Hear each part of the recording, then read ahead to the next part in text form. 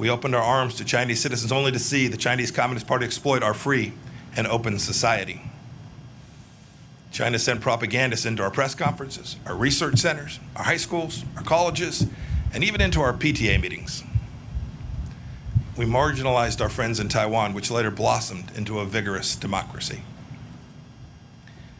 We gave the Chinese Communist Party and the regime itself special economic treatment, only to see the CCP insist on silence over its human rights abuses as the price of admission for Western companies entering China.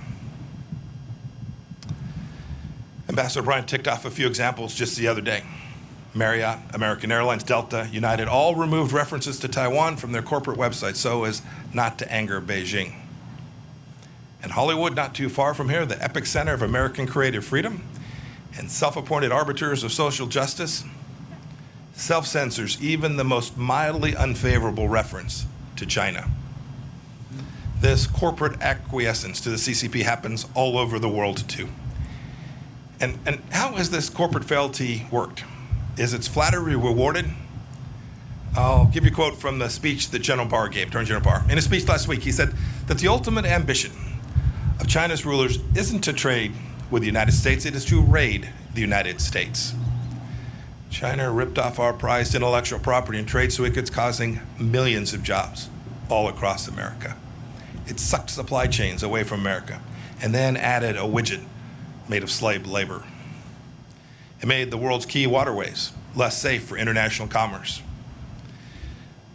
President Nixon once said he feared he had created a Frankenstein by opening the world to the CCP.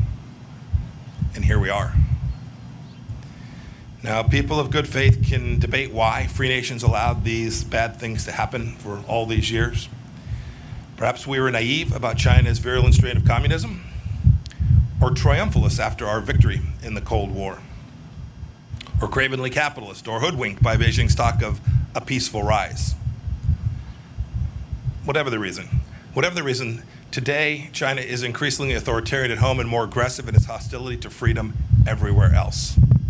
And President Trump has said enough.